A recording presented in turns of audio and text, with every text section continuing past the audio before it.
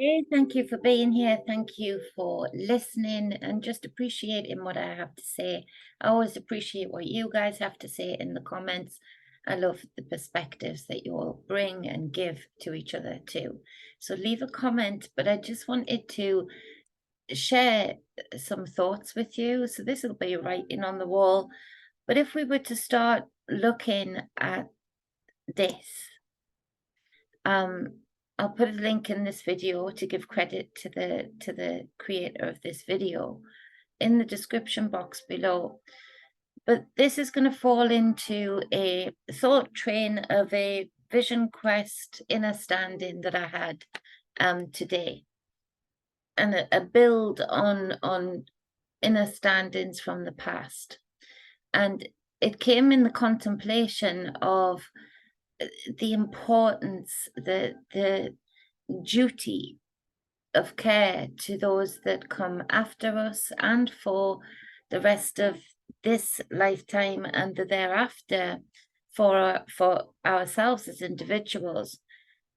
It is paramount, and I've said it over and over again, that grimoires, textbooks of any kind, herbal remedy books, all of these things serve such a purpose and have saved generations over and over again, and have allowed for those that can see to continue coming up in this space, where we can see what has happened, where things go wrong, where things are truly imbalanced in a detrimental way, and where things are imbalanced or balanced in a more blissful way. And so there's this contemplation of the age that I think really needs to kick in with all of us that feel that duty and that responsibility to self and the all, and particularly the vulnerable within that all, or that we deem vulnerable, the children, the elderly, we're all vulnerable. But those of us that are, like how I'm describing, are hardwired to want to watch out for the vulnerable in particular. And so for everybody who does feel that duty, look at this video. And as I go on, it'll come clear as to why I wanted to share this with you. It's our duty and our responsibility, above all, to contemplate, keep having to go back, contemplate the passing of an age, to write and record the perspectives of what was happening and when, and what was working as healing remedies and what wasn't, what was attacking the body and what was there around at the time to uplift the body, what were people's crafts and how were they making things. All of these things are so important to the sovereignty of ourselves and generations that come thereafter, giving people knowledge that for the most part for a long time has been stolen from them, to stop that sovereignty, to stop that knowing, to it gives power and strength to know that you've got your own food growing, to know that you could go in your garden and find herbal remedies, or you could go for a walk and find herbal remedies in the dandelion, in the dead nettle, all of these things, the pine needles that are out there, and we know about them mostly because they've been recorded in books, in grimoires, Bibles of sorts, and then demonized. And the light is often demonized, and this is where this vision quest comes in that I was wading in the dark waters. Often my visions look very much like this.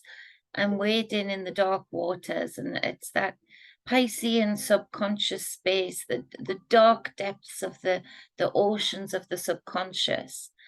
And that is reflected in the physical ocean around us. Nobody can tell me that this isn't often as above, so below. This isn't often reflective of the beings that are so different, but their energy looks very much like this. The tendrils, the jelly-like form, the ability to light up with this bioluminescence. And this bioluminescence comes about because of darkness. In these fish, in these creatures, the bioluminescence responds in darkness and switches off in light. It uses reflective lenses to create that pulsating, and it is often a bacteria that is bioluminescent, that it is a part of, a fractal of that creature, just like our organs are, and our bioorganic creatures within every organ, our tummies, all of the things that either work against us or with us, they're there as a part of us, either transiently or more permanently. And so often these visions are in this space, because this is where that real deep subconscious field is. And the deep, dark oceans of the subconscious really do reflect the age that is passing, the predominance of that age that is passing. And it is so important for us right now to not be afraid to be the observer and the recorder, the librarian, to write things down in physical form, to keep that record, to see it as a duty of care for yourself and for the future generations. You never know who's going to find that diary that gives a real perspective of what it is like to be imprisoned in a war camp. You're never going to get that from the powers that be. You're not going to get that real, raw and true perspective from a person who is so desperate that they don't have any skin in the game. They're in such a dark place, a suppressing place. They've got nothing else to lose but be honest with themselves, with pen to paper, to somehow transmute and keep record of how things were feeling, what physical things were happening, what things looked like, sounded like, how things were affecting others. All of those things are recorded throughout time, often by people who'll never be recognized for their duty of care towards us, for recording that whatever they've written. You know, it's often the people that will just find written documents. I mean, the gods help my family when I pass over, because they're going to have copious notebooks and pieces of paper to go through. And I hope that some of them are kept. I hope that some of them are passed on. I hope that some of them would help my children and grandchildren to process things, because I've tried to pull out lessons from the age that I have been in, and I'll do the same in the age that we are going into. And it's with that we can build firmer foundations of individuality, connection to the all, yes, but sovereignty within self also. The more knowledge and wisdom to apply that knowledge that we can pull from the passing age and use for good rather than bad, builds that foundation for the merging coming in age.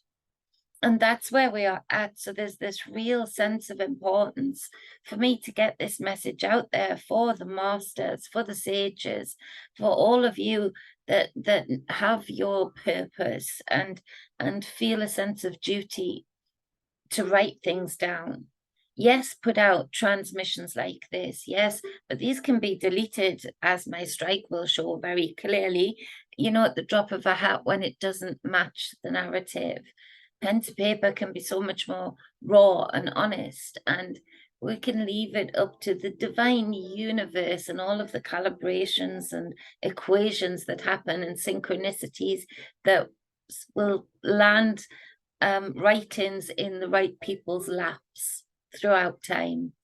You know, there'll be those curveballs of that information coming forward that challenges the narrative of the powers that be that want to control each age.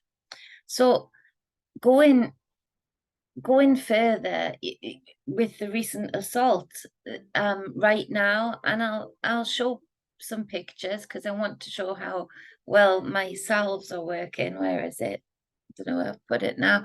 But at already having some regrowth, so I will be taking pictures, though it's not nice to look at. I will warn you, and might be upsetting. But I'm going to use it. I'm going to say, all right, then I would have never pulled my own hair out. I know these properties within these compounds that I've used promote hair growth and scalp health and all of those things. So instead of feeling bereft and lost of everything, it's me pulling out of the dark that opportunity that I would have never given myself and never asked anybody else to give, to show how my product can heal that trauma and promote hair growth, where I've been told by doctors that, you know, hair growth might be pretty impossible to have back there. So it's in that sort of frequency, in that sort of thought space, I want to talk about this recording of the passing age and why it is so important, and how we can draw lessons that build a firmer foundation for us and generations thereafter, when we can keep a record, when we can keep account of what has been and how it was navigated, how it affected, how it was drawn out, how it was manipulated, how it was used for good and bad, and having that foundation of knowledge with the wisdom to apply it is so powerful. And right now, I want to go back to those fish. If we share the screen again, I want you to take a look again at these colors. Relax into this music. Focusing on these colors and these beautiful shapes that these creatures are making. It literally is a different realm, a different world within a world, a different dimension. It's different space. And so they are creating their own light through symbiotic relationships with bioluminescent bacteria. Now, in the depths of the ocean, there's so little still known about this and why they do this, how they do this.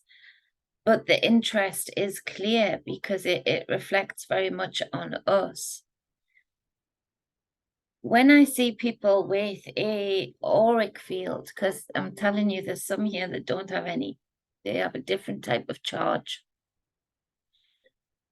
When you see an auric field in our space, in our realm, it looks very much like this at times. Often it can be quite smoky to me, but often it's very much like this, pulsating lights that I can see sort of create and bounce off the barrier of the auric field. Now, because we are never in this type of darkness, especially because of that introduction of electricity, I've done videos on that, and Wayne have spoken about that. You know, it cut out a lot of natural darkness. We talk a lot about how they are cutting out a lot of natural light, but we don't talk enough about how much natural darkness they are taking away from us, which affects our sleep. It affects every aspect of us, because we don't even know, our generation and those that have come after us don't even know what it's like to sleep in the natural darkness. I remember being taken up to Aberdeenshire regularly, all of the time when I was a kid. And it was in the wilds of Wani, just in the middle of just fields, and the tiny village next to where we stayed with people who were like family. And it was really interesting to me as a kid because it was really dark. I mean, the stars that you could see that I would lie down and look at for hours, the stars that you could see up there were so different to the layers of stars that you struggle to see in Newcastle. And it was because the unnatural light didn't exist there. If you were walking with a torch. If you were walking one of your animals or going into the field to tend to one of your animals, you were going with a head torch and a handheld torch, and probably somebody else with a backup torch, because it was black and your eyes adjusted to it. And that really interested me as a kid, because my eyes adjusted to the darkness. And the more that they adjusted, the more that they got used to it, the more layers of stars that I could see, the more auric fields I could see. And so this bioluminescence, when you bring these fish into the saturated light that we have, they don't light up. And a guy, I think it was in the 1930s or before, or a little bit after, maybe. I'll give myself a wide scope there. But he caught a bioluminescent fish and brought it into a tank, and recognized that when his watch lit up, the fish would react with its bioluminescence. It would be almost communicating with its bioluminescence. Whether it thought that light on his watch was another creature that it could eat, or whatever it was communicating, it lit up to try and draw it in a dark room. As soon as the light was put on, the bioluminescence wasn't there. And it's probably because it just couldn't be seen, because the contrast isn't there. Or does it switch off altogether? And with this saturation of light in what should have been a very dark age, it should have been much more saturated and involved with people being not afraid of the depths of their subconscious, of really being able to go into the fields and spaces like the depths of this ocean, where things can look so different. They manifest as such different beings. They're the depiction of alien. When we see how we've been conditioned about what is alien, what is not, if these don't look like a lot of the depictions of aliens, of UFOs, or whatever they're called now, I don't know what is. I don't know, if creators of movies and reporters of UFOs, if they can't see that they were probably inspired in some ways by creatures like this and shapes like this, then it's obvious to me that everything reflects in on everything. So what we should have been able to enjoy is being able to, one, see each other, see one auric field, being able to recognize and attract in another that they resonate with. But two, we would have been able to find that inner strength, to find that thing within us that would react to natural darkness. Like our spirit reacts when we can wade in the waters, in the deep, dark waters, without fear. We light up, we start to see energy points firing up. We can see light. It is very light in that third eye space, in the depths of that subconscious, when you know how to charge it up, when you can go through these realms without fear. So the saturation of unnatural light has done a lot more than we think. Yes, it's done things to health and sleep patterns and whatnot, but it's also taken away, it's almost made invisible things that are right next to us or right above us or right below us, because that darkness is the necessary contrast to any light being seen as beautifully and as potently as these creatures. So the biggest pull of the age that is passing, being the darkness, being the distorted, being the dream world, being that Piscean age, the age of the fish, we've really been apathetic. We've really been slow at recognizing that, you know, when streetlights even had that orangey glow and that just dim light, I remember seeing the stars so much more clearly when I was very young, but they've gotten whiter and whiter and brighter, and they block off the canopy of the stars. They literally strip away layers of stars that if you're in Aberdeenshire, you just keep going up and up and up and up in layers of different stars that you notice along the way. And so it's felt like we've been in such darkness because of what we know has been going on in this passing age.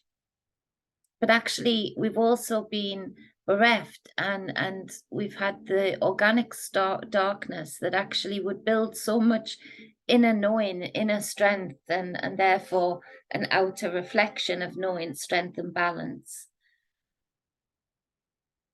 We should have had that. We should have had that opportunity. So the best things about that Piscean age, you see, they've distorted it, and it's all about putting more light on things, shedding more light on things, when actually it should have been much more concentrated on that light coming from within and being channeled from within and being reflected through different lenses of self. So we are just like those canopies of stars, is what I'm saying, in that it's even hidden us from us. It's taken longer for us to accumulate tribes of people that we can trust and resonate with and learn from and teach, exchange, be reciprocal. Because we're like that canopy of stars. We're sort of, there's layers blocked off. There's layers of sight blocked off. We don't have as much opportunity to recognize one another. So what is said for light and what is demonized as the dark, it is the dark that makes this beautiful show that you're watching right now, a bioluminescent fireworks show. It's magical when you think of that, and you recognize how much beauty is in that darkness, but how much beauty has been lit away, not darkened away. It's been lit up out of sight. They haven't turned the lights off, they've turned them up. I love my candles. I love the fact that I put quite a few candles on, and actually it heats up the house. But it's gentle on the eyes, and that's because it's a natural element. It's fire. And so it has no ill effect on you when you have a gentle candlelight. There's a reason that the depiction of love is candlelit dinner, candlelit evening. Nobody wants the big bright light on. They want the soft, fiery, passionate candle. It's so sad in this passing age, as part of my reflection, that the darkness has been hijacked and labeled in such a way and used in such a way. And it's just as much a sacrilege to me as it is when they do that with in the name of and with light. Because organic light, if you look at this, is so extraordinary. It's so beautiful. It's so individual. It's like that candle, you know, the flame never flickers the same way. It's dancing. And that's been stolen from us, and it's been stolen from us for the demonization of the dark, the fear created by that. And, you know, all of the labels and categories that the darkness has been put in. That everything, when you mention the dark, is black magic or Satanism or one or two of the other things that grifters are shouting out in with gay abandon. And so it really is time for us to catch up and record the losses of what's actually been stolen from us. And one of the things for me is to record the fact that the beauty and the contrast that the dark gives has been completely stolen from us. That so many children, particularly in the Western world, are saturated by inorganic light and are never going to experience that true darkness and what that true darkness can show up. All the different canopies of stars within individual creatures that light up in and around them, that are hidden away from us. They're hidden away by, not by darkness, but by actually saturating it in light, burning it in light. And so it's important that we bring that light to that darkness that has passed and record what maybe could have been done, should have been done, but what was done, what was understood, what was your perspective.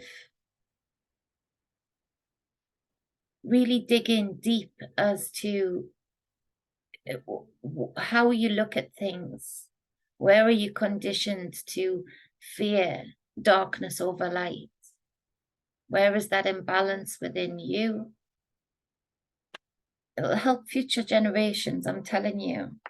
It should be something that I really feel those of us who know we are masters should feel a duty of care to record and keep account of the passing age. To give it the exit it deserves. Because this darkness above us, below us, around us, within us, actually really craves just to show up as the light. When they are allowed to be, they are in a symbiotic relationship, in a constant exchange of being able to be seen, not because of one or the other, but because both, the yin and the yang, working together. So that was the main part of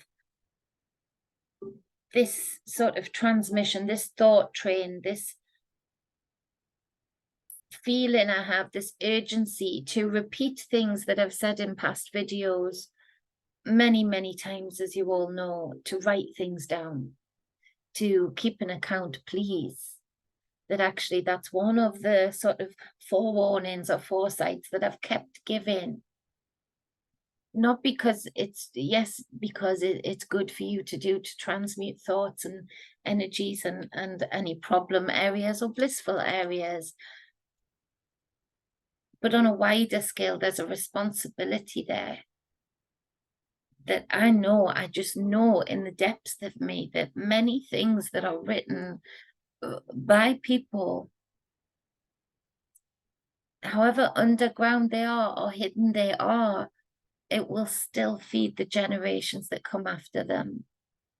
these writings that will be found when all of their discs and knowledge and recordings online have disappeared to our site.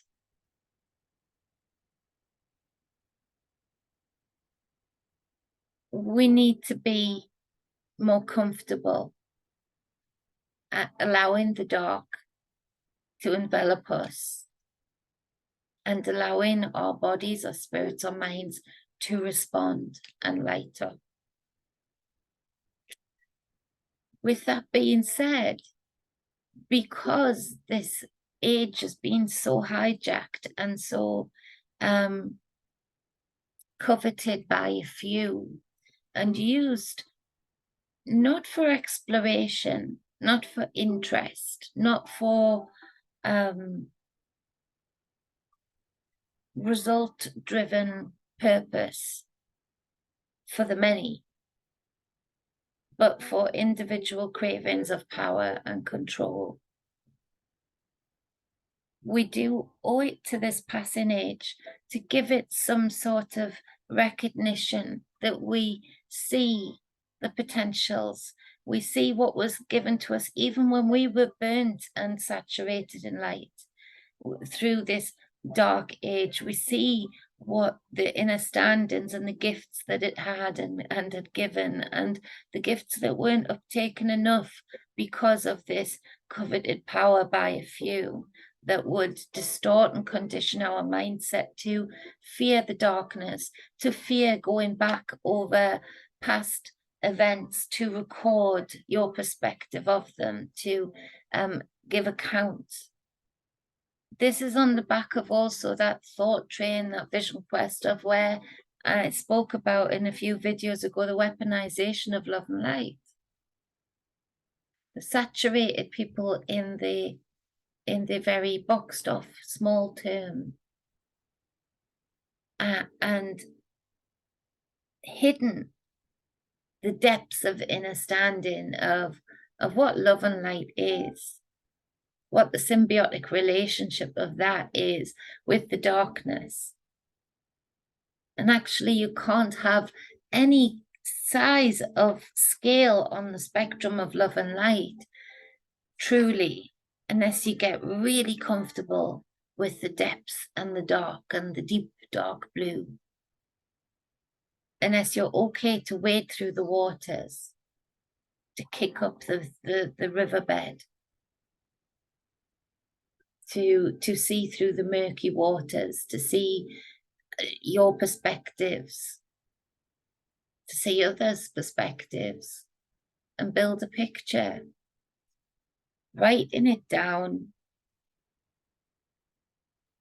makes it real to those that come after us, that will not have an opportunity to live through the age that is passing in its predominance,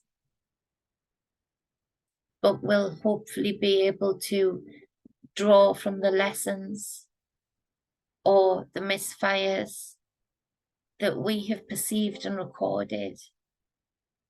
It's so important that we don't get apathetic and relaxed about relying on just the tools and mechanisms that the few have actually given us with, the understanding that they are in control and they're not afraid to show it, even in one rule for one and another for another. They have their own deep dark web. They have their own internet. The governments around the world, the powers that be, they have their own internet where things aren't being tracked, where things, they can go into the depths and the dark of AI and connections with others and use it, unfortunately, for predominantly bad, but they have layers of different deep dark spaces where they are comfortable in, because we don't get to see them. So we really do need to get comfortable with that darkness and bring it in, use it, and be in that symbiotic relationship with it if we are ever to have a hope and a will that we can help this new age that is merging in be exalted in a way that is of real balance and wholeness for the many, and the few being affected by not being that way. Let's reverse the scales. It's time. It's time. And so I hope this gave you, for whoever needed to hear this, some perspective of what you've been feeling, this duty, this burning, this need to do something. I'm telling you, this something is the kind of something that artists have painted beautiful pictures with alchemy within them, channeled through spirit alone, got to be full of mathematics, full of the guest I had on that wrote that great book that looked at all of the artistry on vases and could show that they were showing in the shape of the people depicted on the artwork, the constellations. That this artwork to the eye just initially looked beautiful or unusual, old. But actually, when people look through the layers of it and the colors and the alchemy, especially at that time of creating your own paints, using your own compounds to create that color. And what was the most coveted color? Blue was the most difficult to attain. But that's the type of recording that many of those artists died paupers or died being done over by the people around them. It took them to create that in their own faith of their own self, of the knowing of a purpose, of them knowing that they had a need to create. Not even, probably a lot of the time, not even knowing why, but just having this burning desire to know that they needed to draw something like this, like a painting, like a vase, into physical creation, to bring it as a timestamp, a time capsule, a marker of a time, even though they would not financially gain from it. They would not gain a notoriety from it, often until after they were dead. So that's what I'm saying, to leave writings, to leave messages on benches of a certain truth, or even just not just a loving message. I write things in chalk all the time so that people just read, I love you, in case they've never heard it. Or in case they've never said it to themselves, most importantly. I try and trick people into reading things that they would never usually say to themselves. They're the people I love to sit and watch get that reaction the most. Because it's something like, you're beautiful, you're amazing, you're loved, I love you. There's so many people that don't say those things to themselves. And don't even take on board when other people say it to themselves. So to kickstart them into their brain just wanting to read something, and hey presto, they've said it, maybe it's for the first time, or maybe it's for the rare time they've said to themselves, I love you. It's a chink in the armor, isn't it, to get through to somebody, to, so it's important that we don't just do things for the reaction of the here and now, is what I'm saying. It's important that we have a long-term goal, a wider, an eagle-eye view of not having to know what that writing that you do or what that recipe that you record, not needing to know in the time frame that you're in why or what it's going to do, but just trusting that if it's there, it will find the right person at the right time, and the right person will find it at the right time. to just have faith in knowing I need to do this, and doing it is a very bold thing. And I think it's important that we don't get hung up on the fact that everything about the present time is trying to indoctrinate people into what the results can be for them now, what the payback is going to be for them now. People aren't thinking long term anymore on the wider scale. They're not thinking about building the foundations of knowing and learning for when they pass over, and knowing that they'll have the ability to apply that and use that. They're not thinking about how they can transmute those same lessons and inner standings to other generations and have it live on. They're not thinking in that way, in that long-term way. And we really do need to get there.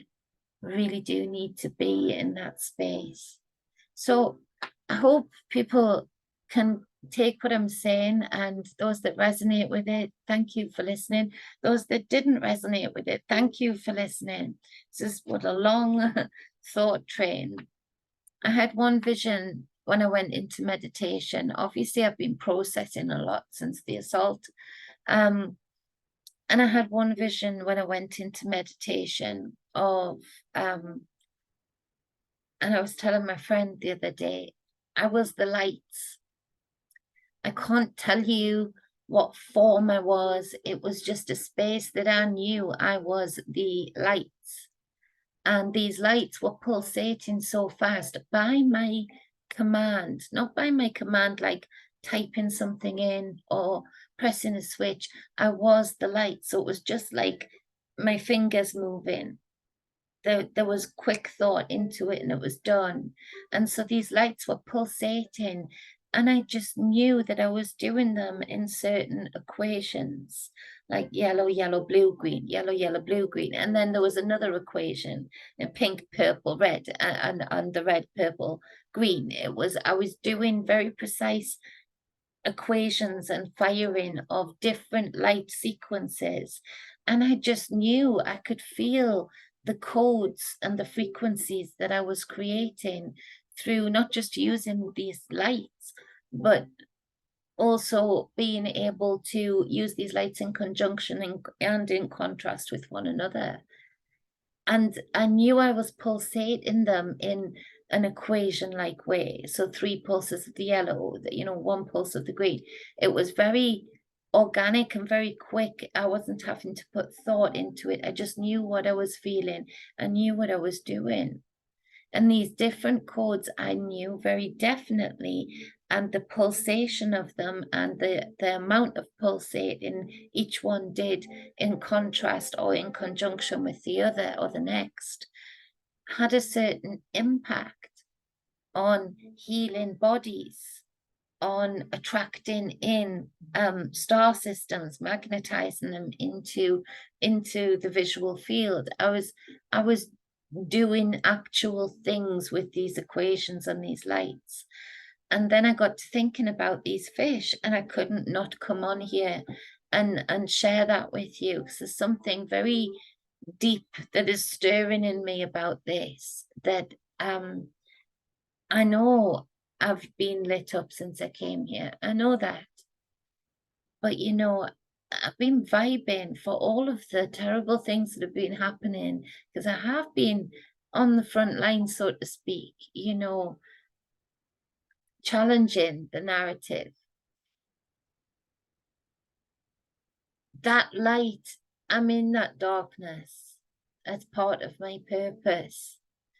It's just a shame that that darkness is darkness in such a distorted way, that there are a lot of monsters around you that are hiding in that darkness, that are attracted in, just like these fish, to your light, to your auric field, very similar to the bioluminescent field that these creatures of the sea are creating. And so we're in this anyway. We're going to be noticed anyway. Let's record it. Let's do our part to not just complain about a very few people having control of all of the knowledge and how it is taught and how it is written about. We can't very well complain about that and say we're fighting against that when we can't be bothered to record in physical form what's been happening, what we've seen, what we've experienced, what we've been involved in. We have to write those books that we want the future generations to look at and know from and understand from and learn from. We have to start stepping into the spaces that we're complaining about and doing what will create a wholeness, what will fill the void, rather than just want to destroy that void, which just means another void moves back in very quickly. We need to pack those voids that we are challenging and that we are seeing, pack them with the knowledge that we do want our children to know about, that we do want our children to learn from. We do want them to be able to manifest in their spirit and manifest in their body and manifest in their mind and their subconscious without fear, without trepidation, but with fortitude, fortified by knowledge and wisdom to apply that knowledge. So wherever we see that void and complain about that void, it's important that we are ready to fill it too. It's important that we are ready to do our part to change it. So I appreciate you all for listening. I really do. I'm wishing and sending you so much blessings, love, creativity, and thanks. Just absolute gratitude for you being here, for you being part of my thought process, of my journey, of my being able to create with one another, fill voids with beautiful and unusual things that fire up and light up our way, that attract in others that are just like us. Take this energy that I'm giving, allow yourself to feel washed over with love and peace, tranquility, and absolute peacefulness in the fortitude that we do need to swim in these dark depths, in these oceans, and deal with such beings, both good and bad, as if there is such a thing. I appreciate you all. Much love.